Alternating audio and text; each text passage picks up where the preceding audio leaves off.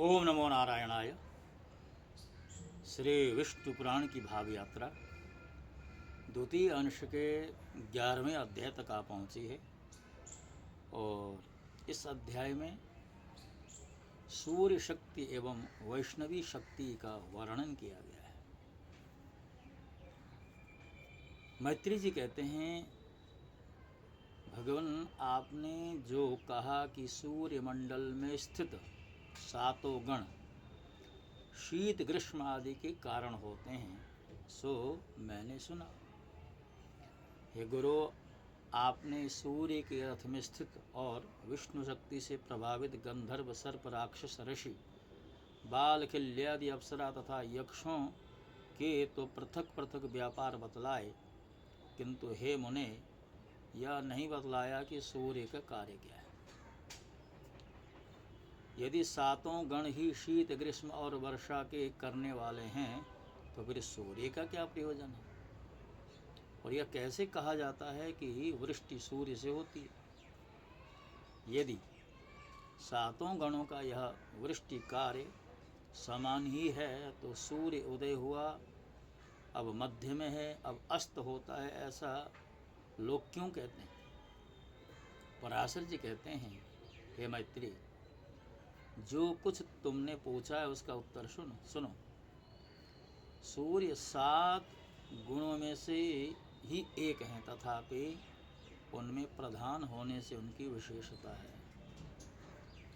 भगवान विष्णु की जो सर्वशक्तिमयी ऋक यजु साम नाम की पराशक्ति है, वह वेदत्रयी ही सूर्य को ताप प्रदान करती है और उपासना किए जाने पर संसार के समस्त पापों को नष्ट कर देती है। हे द्विज, जगत की स्थिति और पालन के लिए वह ऋक यजु और सामरूप विष्णु सूर्य के भीतर निवास करते हैं। प्रत्येक मास में जो जो सूर्य होता है, उसी में वह वेदत्रयी रूपिणी विष्णु की पराशक्ति निवास करती है। पूर्वान्न में ऋक, मध्यान्ह में बृहद रथंतरादि यजु तथा सायंकाल में साम श्रुतियाँ सूर्य की स्तुति करती हैं। यह ऋक यजु साम स्वरूपिणी वेदत्रयी भगवान विष्णु का ही अंग है। यह विष्णु शक्ति सर्वदा आदित्य में रहती है।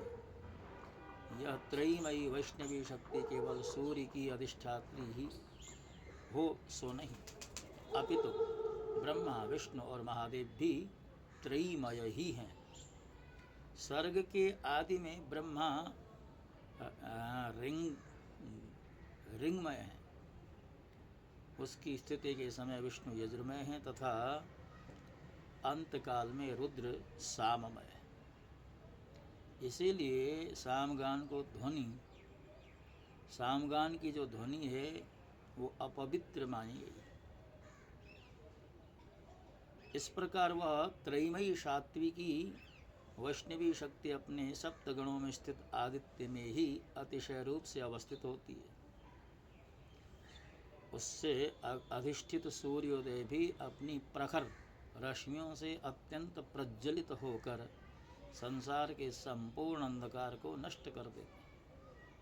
उन सूर्यदेव की मुनिगण स्तुति करते हैं, गंधर्वगण उनके सम्मुख यशोगान करते हैं, अप्सराएं नृत्य करती हुई चलती हैं, राक्षस रथ के पीछे रहते हैं, सर्पगण रथ का साज सजाते हैं और यक्ष घोड़ों की बागडोर संभालते हैं तथा बाल खिल्यादि रथ को सब ओर से घेरे रहते हैं। त्रयी शक्ति रूप भगवान विष्णु का न तो कभी उदय होता है न अस्त, अर्थात वे स्थायी रूप से सदा विद्यमान रहते हैं। ये 7 प्रकार के गण तो उनसे पृथक हैं। स्तंभ में लगे हुए दर्पण के निकट जो कोई जाता है, उसी को अपनी छाया दिखाई देने लगती है। हे द्विज, इसी प्रकार वह वैष्णवी शक्ति सूर्य के रथ से कभी चलायमान नहीं होती और प्रत्येक मास में पृथक पृथक सूर्य के परिवर्तित होकर उसमें स्थित होने पर वह उसकी अधिष्ठात्री होती है। हे द्विज, दिन और रात्रि के कारण स्वरूप भगवान सूर्य पितृगण, देवगण और मनुष्य आदि को सदा तृप्त करते घूमते रहते।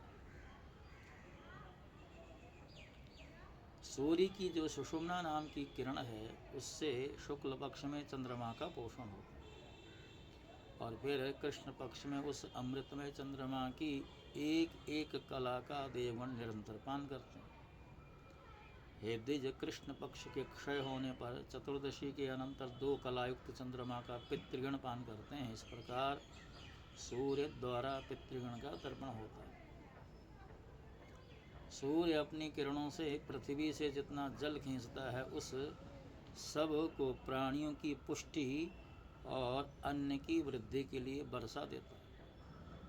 उससे भगवान सूर्य समस्त प्राणियों को आनंदित कर देते हैं और इस प्रकार वे देव, मनुष्य और पितृगण आदि सभी का पोषण करते हैं।